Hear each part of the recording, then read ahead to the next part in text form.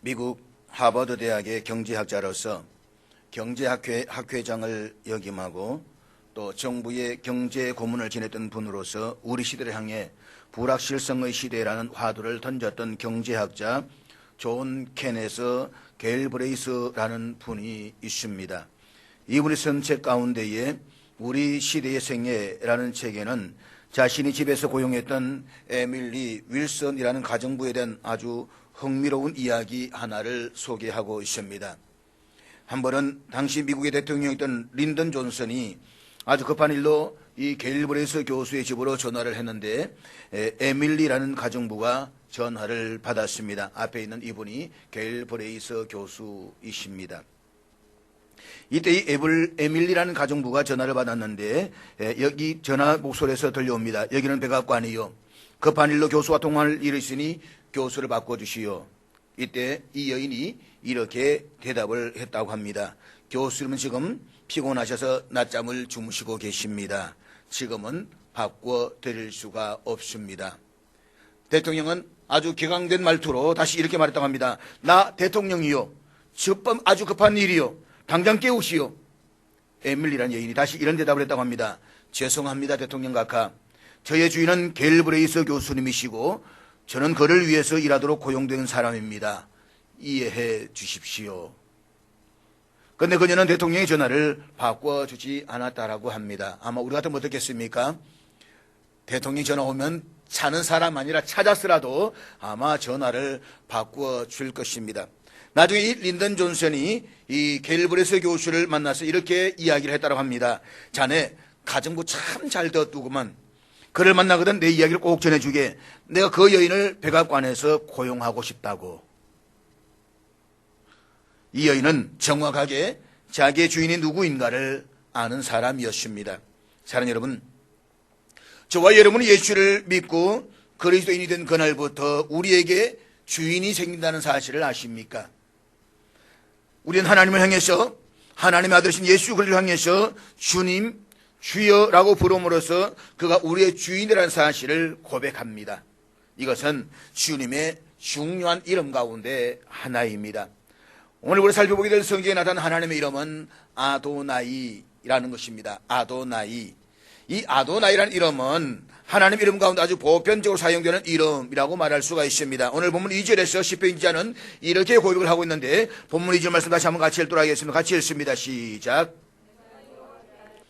여기서 번역된 주님, 주라는 이 단어가 본래 히브리 원문에서는 아도나이라는 단어로 되어져 있습니다. 아도나이라는 이 단어를 영어 성경에서 번역할 때는 주로 대문자 L, 그 다음에 소문자 ORD, 로드라고 됩니다. 그래서 영어 성경을 읽다가 이런 단어가 나오면 이것이 아도나이라고 생각을 하시면 됩니다. 그러나 지난 시간에 우리가 살펴보았던 여호와 혹은 야훼라는 말은 여호와 그대로 쓸 수가 있지만 때로는 여호와 대신에 발음을 안 하기도 하고 글자를 바꿔서 표기하기도 했다라고 했습니다. 그랬을 때에 이때 사용한 것이 대문자로만 LORD 전체가 다 대문자로 되어져 있습니다. 자, 그렇다면 우리가 이 여호와를 때때로 아도나이라고 다르게 부르기도 하는데 왜 이 아도나이라고 할 때에는 L만 대문자로 쓰고 나머지는 소문자로 쓰는가? 이것은 이 아도나이라는 단어가 주로 하나님께 쓰여지지만 때로는 사람을 의미할 때에도 쓰여지기 때문이다는 것입니다. 가령 노예가 자신이 섬기는 주인을 향해서 주인님이라고 부를 때에 아돈 혹은 아도나이라고 표현을 쓰기도 하는 것입니다. 이 단어는 구약에 모두가 340번 정도 등장하는데 본래 이 아도나이라는 단어의 뿌리는 아돈이라는 말에서 나온 것입니다. 그러니까 아돈은 단수형이고 아도나이는 복수형인 것입니다. 이것은 마치 우리가 하나님을 부를 때 성경에서 자주 쓰는 표현인 엘과 엘로힘과 같다라고 말할 수가 있습니다. 엘은 단수형이고 엘로힘은 복수형입니다. 근데 우리가 이 일반적으로 히브리어에서 복수로 표현할 때는 두 가지 의미가 있습니다. 하나는 지극히 존경하는 훌륭한 분을 지칭할 때 사용되는 단어입니다. 그리고 다른 하나는 말 그대로 복수일 때의 복수로 표현을 했습니다. 따라서 삼위일체 하나님, 혹은 그의 영광스럽고 존귀하심을 나타낼 때에 복수형인 엘로힘으로 부르는 것처럼 동일한 의미에서 아도나이란 복수형을 쓰는 것은 우리 인생에서 가장 존경할 만한 위대한 주인이심과 함께 그분의 삼위일체를 나타내시기 위해서 쓰여진 것이다 라고 생각할 수가 있습니다. 그렇다면 여러분에게 오늘 말씀을 시작하면서 중요한 한 가지 질문을 드리고자 합니다.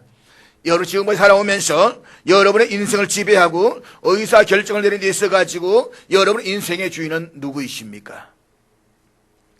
이것은 종교적인 질문이 아닙니다. 철학적인 질문도 아닙니다. 이것은 지극히 현실적인 질문입니다. 여러분의 삶에 있어서 어떤 중요한 문제를 놓고 결정을 할 때에 누가 결정을 합니까? 그 결정에 누가 지대한 영향을 미칩니까? 그가 바로 여러분의 주인이 된다는 것입니다. 얼마 전에 모임에 갔더니 목사님과 이런저런 이야기하다가 마침 목사님이 내비를 잘못 잡아가지고 내비를 잡았는데 그 내비가 엉뚱한 길로 가버렸습니다. 그러다가 이야기를 하면서 저 내비가 요즘 참 말썽을 피운다 라고 하다가 그래도 남자는 두 여인의 말을 잘 들어야 된다 라고 했더니 어떤 목사님이 이야기했습니다. 그렇지, 엄마하고 와이프 말 잘 듣면 된다고. 그래서 그 사모님 이야기 받았지만 아니지, 결혼하기 전에는 엄마의 말을 들어야 되지만 결혼하고 난 뒤에는 아내의 말을 들어야지. 그리고 바깥에 나면 내비 말을 들으려고. 내 인생에서 내 삶을 주장하는 주인이 누구이십니까?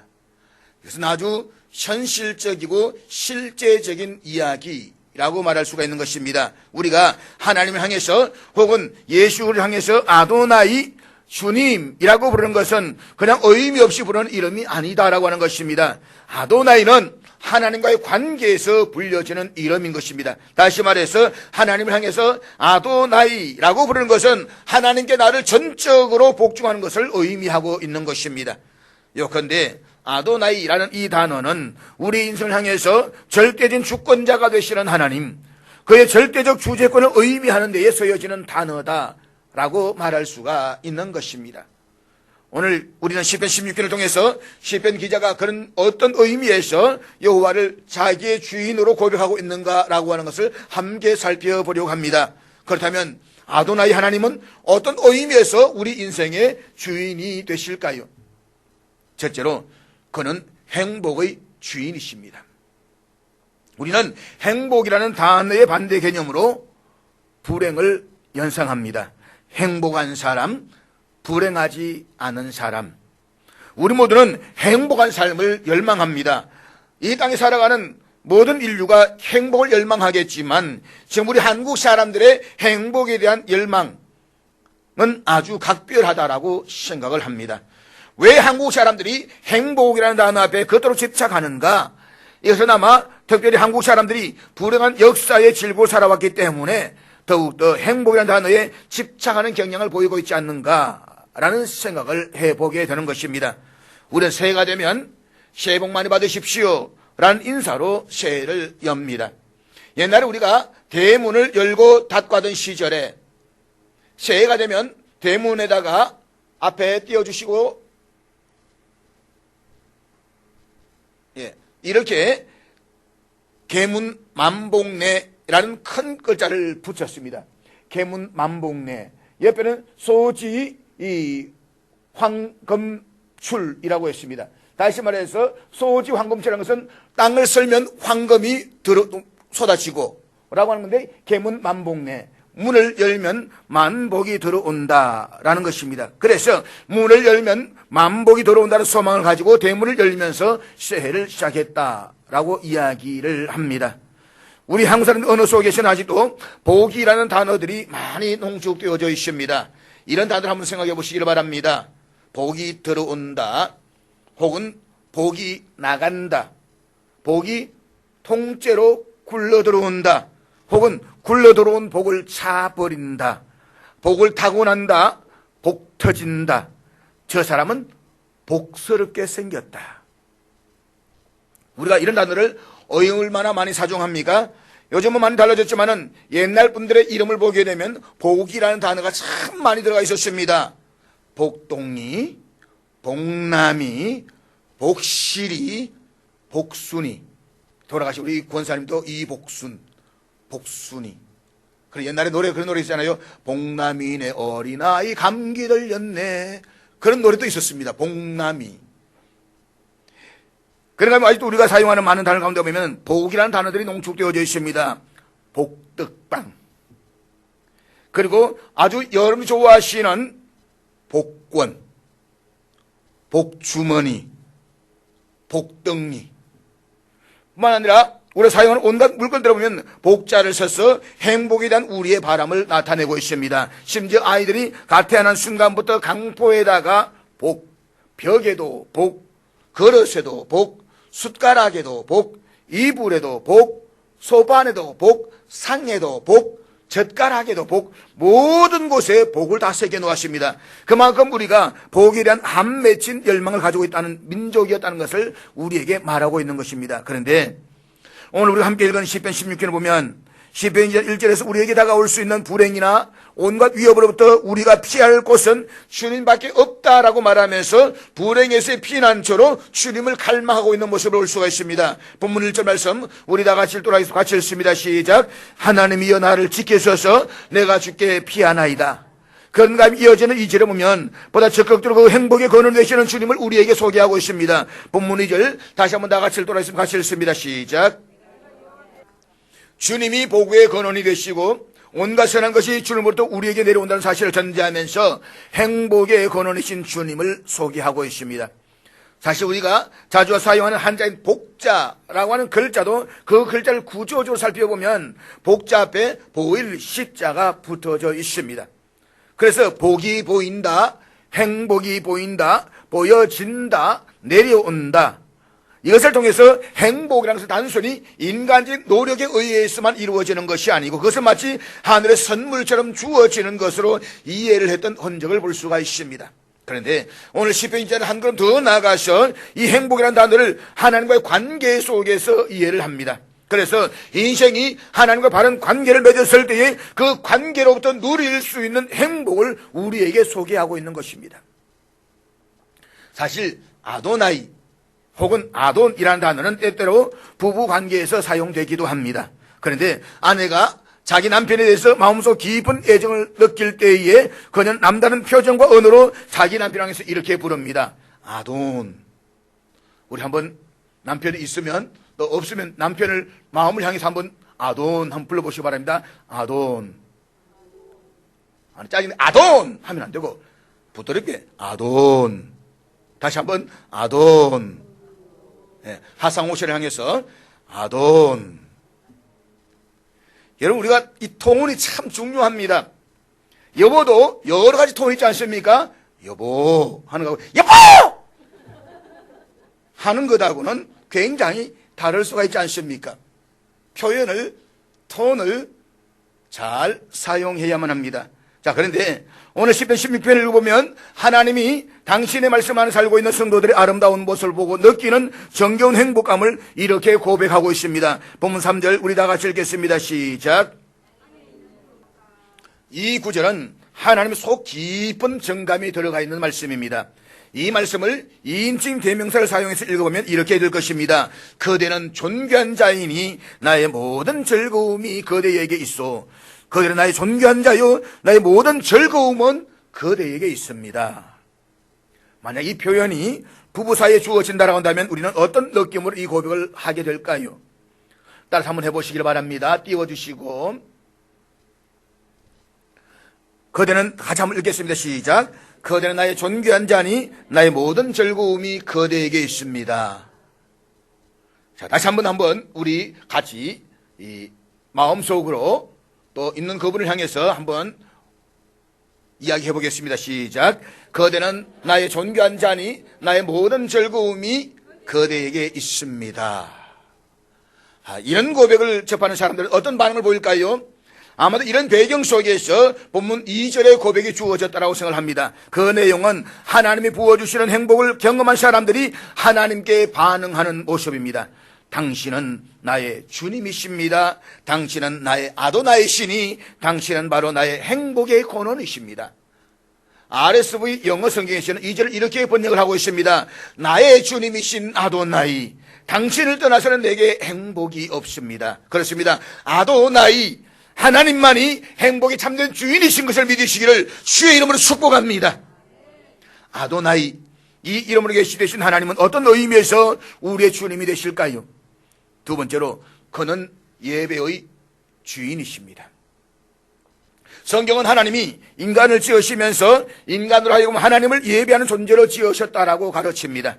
지음받은 이들로 하여금 지어주신 그분을 경배하게 하신 것입니다. 그래서 인간에게는 예배의 본능이 있습니다. 하나님을 모르는 사람도 경배할 대상을 만들었으라도 누군가를 혹은 그 무엇인가를 예배하지 않고는 견딜 수 없는 것이 인간입니다. 그래서 어떤 문화를 보든지 그 문화의 흔적 속에 누군가 혹은 무엇인가를 예배한 흔적이 없는 문화는 찾아볼 수가 없습니다. 그것이 바로 우상 숭배입니다. 마음에 하나님 없으니까 가짜 우상을 만들었으라도 섬기는 것입니다. 아니, 연예인 한 사람을 스타로 만들었으라도 그를 경배하지 않고서는 견딜 수 없는 청소년들의 본능 속에서도 그런 모습들을 볼 수가 있는 것입니다. 이것도 우상 숭배의 한 표현인 것입니다. 바울은 이것을 로마서 1장 22절과 23절을 가르치고 있는데, 우리 로마서 1장 22절, 23절 다 같이 읽겠습니다. 같이 읽습니다. 시작. 물론 현대인들은 더 이상 가시적인 이런 짐승이나 우상을 숭배하지 않을런지도 모릅니다. 그러나 현대인들의 우상은 더욱더 간교할 수가 있습니다. 우리가 마치 하나님처럼 혹은 하나님 이상으로 집착하는 모든 것, 또 하나님 이상으로 사랑하고 싶은 모든 것, 실상 그 모든 것이 바로 우상이 될 수가 있는 것입니다. 그것은 때로 돈일 수도 있고 권력일 수도 있고 명예일 수도 있습니다. 그것은 어떤 스타일 수도 있습니다. 그것은 내 고집이나 주장이나 심지어는 내가 집착하는 어떤 이데올로기일 수도 있습니다. 본문 시편 16편은 다윗의 시편으로 알려져 있습니다. 그런데 다윗이 어떤 상황에서 이 시편을 지었는지에 대해서는 정확하게 알 수가 없습니다. 그렇지만 오늘 본문의 1절을 보게 되면 다윗이 원수로부터 보호를 간구하고 있는 것으로 보아서 분명히 어떤 특별한 위기와 관련되어 있다라고 하는 것을 짐작해 볼 수는 있습니다. 그리고 다윗이 처한 위기는 죽음과 혼합주의 신앙으로부터의 유혹이라고 우리가 볼 수가 있습니다. 아마 당시의 사람들은 하나님에 대해서 당신은 나의 주인이십니다, 당신은 나의 아도나이십니다 라고 하면서 동시에 이방 신들에 대해서도 그들 나의 가장 강한 자들이다 라고 하면서 혼합주의적 신앙을 가졌던 것 같습니다. 하나님도 섬기고 이방 신도 섬기고, 하나님만으로는 부족하니까 바알과 아세라 이런 신들도 같이 보험으로 섬겼다는 것입니다. 그런데 오늘 보면 시편 기자 다윗은 1절 3절에서는 내가 오직 여호와 하나님 그 한 분만을 나의 주인으로 삼겠다라고 말합니다. 그리고 이어지는 4절에서 그는 이렇게 고백을 하는데, 4절을 요진 피터슨의 메시지 성경으로 우리 다 같이 한번 읽도록 하겠습니다. 같이 읽습니다. 시작. 신을 사러 가지 마라. 신들은 사고 파는 물건이 아니다. 나 신의 이름을 결코 상품을 대하듯 하지 않으리라. 아마도 다윗의 많은 사람들이 환난을 때에 절대 주권자신 하나님께로 달려가서 그를 의지하지 않고 아무런 도움도 줄 수 없는 헛된 우상들에게 달려가서 그것들에게 도움을 요청했던 것 같습니다. 그러나 다윗은 이렇게 단호하게 말합니다. 하나님 이외에 다른 어떤 신들도 나의 주인으로 삼지 않겠다. 나 신의 이름으로 결코 상품을 대하듯이 하지 않겠다. 그 증거로 그는 우상들에게 예물을 드리지 않을 것이며 어떤 우상도 그들을 자기의 주인이라고 부르지 않겠다라고 다짐을 하는 것입니다. 무엇보다도 환난의 때에 그 환난을 면하기 위해서 우상들에게 급히 달려가는 사람들은 그 우상을 통해서 환난을 경감받는 것이 아니라 도리어 더 큰 환난을 가중시키는 결과를 초래하게 된다는 것을 경고하고 있는 것입니다. 사랑하는 여러분, 우리 기독교의 역사는 오직 하나님과 그의 아들이신 예수 그리스도만을 주인으로 고백하기 위해서 때로는 자기의 생명까지 드렸던 피 흘림의 발자취였다는 사실을 기억하십니까? 기독교 역사에서 순교자가 가장 많이 나왔던 시대가 있다면 아마도 AD 90년에서 300년대까지라고 말할 수가 있습니다. 로마가 전 세계를 정복지로 삼고 통치하던 그 시절에 로마의 황제는 자신을 가리켜서 가이사로 그를 신으로 성격시키고 소위 황제의 숭배를 강요하던 그런 시절이었습니다. 로마의 시민이 된 정복제 사람들은 이제 그 로마의 황제인 가이사를 자기의 하나님으로 섬기지 않으면 안 되는 그런 요구를 받았습니다. 그 시절에 로마의 시민 두 사람이 길에서 만나게 되면 그들은 이런 인사를 의례적으로 주고받았다고 합니다. 한 사람 이렇게 인사를 합니다. 가이사는 나의 주님이십니다. 그러면 상대방이 이렇게 인사를 받아야만 합니다. 맞습니다. 나의 주님은 오직 가이사이십니다. 그런데 이따금씩 용기 있는 그리스도인들이 상대방으로 이런 인사를 받습니다. 가이사는 나의 주님이십니다. 이때 용기 있는 한 그리스도인이 잠시 머뭇거리다가 이렇게 말합니다. 아닙니다. 아닙니다. 나의 주님은 오직 예수 그리스도 한 분이십니다. 바로 이 고백 때문에 그는 체포되어서 콜로세움 경기장으로 끌려가서 야수들의 밥으로 사라졌습니다. 더러는 현장으로 끌려가서 칼날에 이슬처럼 사라졌습니다. 어떤 사람 십자가에 매달려서 불에 태워 죽임을 당하기도 했습니다. 왜냐하면 여호와 하나님 그리고 하나님의 아들이신 예수 그리스도 그분만이 유일한 예배의 대상이시고 예배의 주인이시고 우리의 삶의 주인으로 믿었기 때문인 것입니다. 그렇습니다. 아도나이 하나님 그분은 저와 여러분의 예배를 받으시는 합당하신 분이심을 믿으시기를 바랍니다. 오직 하나님 한 분 그분만이 우리의 예배의 주권자가 되시는 것입니다. 사랑하는 여러분, 아도나이 그분은 어떤 의미에서 우리의 주인이 되실까요? 세 번째로 그는 우리의 삶의 주인이십니다. 성도들이 하나님을 우리 인생의 주인으로 고백하는 또 다른 이유는 그가 바로 저와 여러분의 평생을 인도하시고 우리의 삶을 주관하시는 분이시기 때문입니다. 6절에 보면 그는 우리의 기업을 주십니다. 쉽게 말하면 우리의 살 곳을 허락하시는 분이십니다. 7절에 보면 낮에는 진리의 말씀으로 밤에는 우리의 양심으로 우리를 교훈하시는 분이십니다. 8절에 보면 그는 우리 앞서서 우리 곁에 계시면서 인생의 길에서 흔들리지 않도록 우리를 붙잡아서 인도하시는 분이라고 했습니다. 9절에서 그는 우리의 영혼과 육체를 함께 지켜주시는 분이라고 말합니다.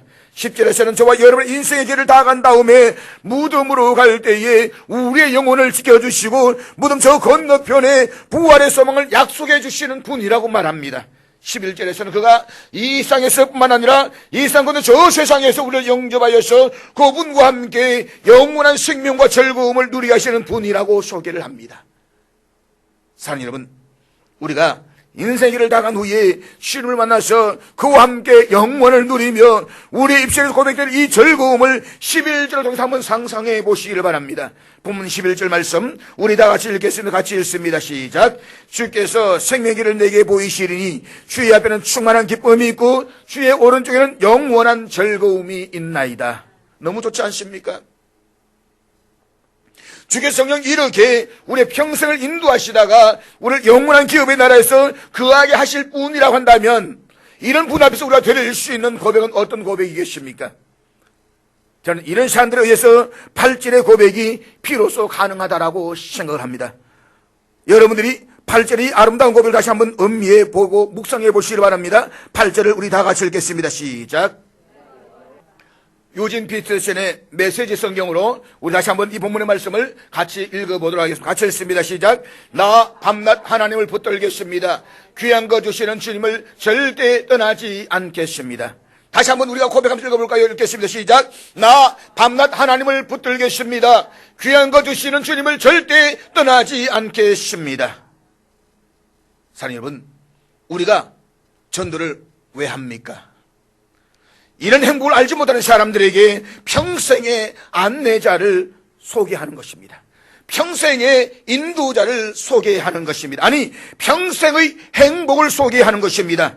내 사랑하는 이웃들에게 그들의 평생을 인도할 수 있는 그분을 만날 수 있다면, 그분을 통해서 영원한 행복을 경험할 수가 있다면 우리가 이웃들에게 드릴 수 있는 선물 가운데 이것보다도 놀라운 선물이 어디에 있으며 이것을 위해서 그들과 함께하는 약속보다 더 소중한 약속이 어디에 있겠습니까? 저는 여러분들이 이런 특권과 기쁨을 놓치지 말고 이웃을 전도함으로써 내 사랑하는 이웃들이 복음을 듣고 반응하는 놀라운 감격 속에 들어갈 수 있기를 주의 이름으로 축복합니다. 그런데 어떤 분들은 전도에 대한 동기가 없습니다. 물론 예수는 믿습니다. 확실히 믿습니다. 구원받은 것도 압니다. 그런데 아직도 내 마음속에 전도에 대한 동기가 없습니다. 예수를 믿지만 아직도 신앙생활의 감격과 기쁨을 누리지 못하고 오늘 시편기의 고백처럼 그분을 내 앞에 모시는 즐거움을 고백하지 못하는 이유는 무엇이겠습니까? 그것은 예수를 정말 내 인생의 주인으로 모시지 않았기 때문일런지도 모릅니다. 이 사실을 가장 아름답게 지적한 사람이 있습니다. 오래전에 풀러신학교에서 교수를 지냈던 로버트 멍어라는 분이 조그만 책 하나를 썼습니다. 그런데 이 책이 전 세계를 통해서 가장 많은 사람들에게 per려진 책 가운데 하나가 되었습니다. 이 책의 제목이 내 마음 그리스도의 집이라는 아주 단순한 책자입니다. 제가 책을 몇 주 전에 구입해서 책을 읽어보았는데 내 마음 그리스도의 집, 책값보다 택배비가 더 비싼 책입니다. 그런데 어린아이 만화책으로 나와 있고 큰 책으로 나와 있습니다. 제가 한번 읽어봤는데 너무 감동적이었고 한 번쯤 우리의 삶을 돌아볼 수 있는 그런 책이었습니다. 읽기를 원하시는 분은 제가 가져가면 안 됩니다. 돌려줘야 됩니다. 왜냐? 택배비가 너무 비싸기 때문에. 예, 한번 읽어볼 걸 권면해드립니다. 하는데 돌려봐서도 괜찮겠고요. 자, 그런데 이 책에서 그는 예수를 믿기는 하지만 열정이 없는 것은 우리가 삶의 모든 영역 속에서 그분이 나를 다스리도록 그분을 나의 통치자로 주인으로 모시지 못했기 때문에 사실을 지적하고 있습니다. 예수를 믿기는 하지만 그분을 나의 주인으로 내 삶 속에서 경험하지 못하기 때문에 그분을 주인으로서 그분의 통치를 받는 삶의 경험이 없기 때문에 그리스도인으로서의 가능성과 기쁨을 누리지 못한다는 것입니다. 기쁨과 영광을 알지 못하고 전도하고 싶은 욕구가 생기지 않는다는 것입니다. 이 행복을 경험했다라고 한다면 이 행복을 나누고 싶어서 어쩔 줄을 모른다는 것입니다. 그러나 문제는 이것입니다. 어떻게 해야 그리스도를 우리의 삶의 온전한 주인으로 모실 수가 있겠습니까? 멍어 교수는 내 마음을 그리스도의 집으로 만드는 첫 번째 단계는 우선 먼저 내 마음의 문을 열어서 예수를 나의 구주와 주인으로 인격적으로 영접하는 것이라고 했습니다. 그러나 그때 우리가 기억해야 될 것이 있습니다. 우리가 예수님을 초청하면 그분이 내 마음속에 들어오시는데 그것은 내 마음속에 게스트, 손님으로 들어오는 것이 아니라 그분은 우리의 주인으로 들어오신다는 것입니다. 그러나 이제부터 내 마음의 모든 방들과 모든 영역들을 다스리시기를 원하십니다. 그런데 문제는 그분이 내 마음의 모든 방들과 영역들을 진실로 다스리고 있습니까? 자신의 마음들의 방들이 주인 되신 그분 앞에서 온전히 복종하고 있는지를 한번 점검해 보시기를 바랍니다. 여기는 여러 방들, 우리의 마음의 방들이 있습니다. 서재도 있고 주방도 있고 작업실도 있고 여러 방들이 있습니다. 몇 가지 방들을 제가 한번 소개하면서 이야기하려고 합니다. 한번 눈을 감은 채 주무시지 말고 눈을 감은 채 한번 제가 이야기하는 이야기 한번 들어보시기를 바랍니다. 먼저 내 마음의 서재를 찾아가겠습니다. 내 방에 있는 서가들에는 여러 책들이 꼽혀져 있을 것입니다. 혹시 그 책들 가운데 주님의 마음에 들지 않으실 그런 책들이 꽂혀 있지는 않을런지요? 탁상 위에 잡지들이 놓여 있습니다. 그런데 그 가운데 혹여 주님 앞에 숨기고 싶은 그런 잡지들이 내 서가의 한 구석에 놓여 있지는 않습니까? 내 서가의 벽에 걸린 그림들이 주님의 마음에 들어 하실까요? 아니, 그 책자들 중에서 성경의 역할은 어떤 것입니까? 성경이 어떤 역할을 차지하고 있습니까? 성경이 그 서가의 한 중심에 한복판에 놓여 있습니까? 성경이 어떤 역할을 차지하고 있습니까? 하나님의 말씀의 진실로 나를 통치하고 나를 다스리고 있는 책입니까? 아니면 일주일에 한 번 먼지를 들고 내가 가져오는 책입니까? 성경은 여러 서지에서 어떤 역할을 하고 있습니까? 이제 주방으로 한번 가보십시오. 주방은 우리의 배고픔을 채우는 음식들이 만들어지는 곳입니다. 우리는 무엇으로 우리의 식욕을 채우고자 했습니까? 성경은 주님이 주시는 양식, 주님의 양식이 아니고서는 아무도 배고픔을 채울 수 없다라고 말했습니다. 그런데 우리의 배고픔을 채워줄 수 있는 그 양식을 가지고 우리는 세상의 메뉴들로 가득 채우고 있지는 않습니까? 육신의 정욕으로, 안목의 정욕으로, 이생의 자랑으로 대처해 오지는 않았습니까? 로버트 멍어 교수는 저와 여러분들이 이 방들의 모든 열쇠꾸러미를 그분 앞에 한번 들여보라고 권면하고 있습니다. 아니, 그분은 이제라도 서둘러서 당신과 나의 집이 이 명의 이전을 하라고 도전하고 있습니다. 오늘 여러 방들, 마음의 방들을 돌아보면서 주님 앞에 온전히 맡기지 못했던 부끄러운 영역들이 보였다라고 한다면 이 시간 그분 앞에 드리고 그분을 삶의 모든 영역에 아도나이로 영접하시기를 주의 이름으로 축복합니다. 아도나이라는 이름이 사실은 성경에서 최초로 불려진 것이 창세기 15장 2절입니다. 우리 한번 같이 읽도록 같이 읽습니다. 시작. 여기서 주라는 단어가 히브리어에서 아도나이입니다. 아브라함은 많은 하인을 거느리고 있었기 때문에 주종 관계에 대해서 어느 누구보다 잘 이해를 하고 있었습니다. 아브라함의 시대에는 종의 운명이 그렇게 비참한 것은 아니었습니다. 노예나 종은 고용된 하인보다도 훨씬 더 살기가 좋았다고 합니다. 그 이유는 주인이 그를 전적으로 돌보아 주었기 때문입니다. 종의 필요를 공급해주고 보호해주며 심지어는 매일의 일과를 지시해주는 것도 주인이 해야 할 일이었습니다. 더구나 히브리의 종들은 가족의 한 사람으로 대접을 받았습니다. 따라서 아브라함은 하나님을 자신의 주인으로 모셨기 때문에 두려워할 필요가 없었습니다. 왜냐하면 방배와 상급이 되시기다라고 약속하신 그분이 바로 이 세상의 아도나이 주인이심을 믿었기 때문입니다. 그래서 하나님께서 이 아브라함이 찾아오셔서 말씀하시면서 내가 하늘의 별처럼 바다의 모래처럼 많게 해주시겠다고 말할 때에 그는 아도나이 그 하나님을 믿었다라고 했습니다. 그런데 출애굽기 4장에 보면 하나님 모세를 찾아오셔서 그로 하여금 애굽에 가서 이스라엘 백성들을 이끌어내라고 말씀하십니다. 그때 모세가 하나님께서 불렀던 이름이 또한 아도나이입니다. 출애굽기 4장 10절 말씀, 4장 10절 우리 다 같이 읽도록 같이 읽습니다. 시작. 오 주여, 오 주여, 아도나이. 모세 분이 하나님을 향해서 주여라고 말하고 있습니다. 그러나 그는 하나님을 아도나이로서는 알았지만 복종하지는 않았습니다. 하나님을 아도나이로서 믿었지만 순종하지는 않았습니다. 기억하십시오. 우리의 아도나이는 여호와이십니다. 그리고 여호와로서의 그분은 우리의 순종을 받으셔야만 합니다. 왜냐하면 그분은 하나님이시고 우리는 시험을 받은 자들이기 때문인 것입니다. 그러므로 우리의 모든 삶의 영역에서 하나님은 아도나이이십니다. 그렇지 못할 때 우리는 아도나이가 되시는 주님으로부터 이런 책망을 듣게 될는지도 모릅니다. 나더러 주여 주여 하는 자마다 아도나이 아도나이 하는 자마다 다 천국에 들어갈 것이 아니요. 이 말씀이 무슨 뜻인지를 모르는 사람은 아마 아무도 없을 것입니다. 사실 우리 매일 매 순간마다 하나님을 향해서 또 예수를 향해서 그런 창조주이시며 만물의 주인이시며 구세주라고 고백을 합니다.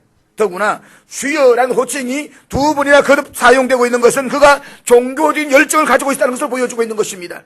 남다른 종교적 열정을 가지고 있습니다. 남다른 헌신을 하고자 합니다. 그러나 예수님 당신을 향해서 입술로 주여 아도나이라고 고백하고 있는, 그러면서 열정적으로 종교생활을 하고 있는 그 사람을 향해서도 그러니까 진정으로 자신의 주인을 하나님께 내어놓지 않는 사람들, 이기적이고 자기 중심적으로 사는 사람들 향해서 말씀하십니다. 천국에 들어가는 것이 아니다. 사랑하는 여러분, 정말 우리의 삶에서 하나님을 아도나이 주님 되심을 고백할 뿐만 아니라 우리 삶의 자리를 주인 되신 그분께 내어드리고 있습니까? 우리가 하나님을 전능하신 하나님, 혹은 개사기 살피게 될 목자 되시는 하나님, 승리자의 하나님, 이런 수많은 하나님을 알아가고 있지만 그 하나님을 알기 전에 분명히 해야 될 것이 있습니다. 그것은 여러분의 주인이신 아도나이로서의 하나님 앞에 우리가 무릎을 꿇는 것입니다. 하나님을 그냥 아도나이, 나의 주님으로 아는 것이 중요한 것이 아닙니다. 인격적인 관계에서 그분을 내가 아도나이로 받아들이고 고백하는 것입니다. 그러면 하나님은 여러분의 행복의 주인, 예배의 주인, 그리고 평생의 삶의 주인이 되어주실 것입니다. 기도하겠습니다.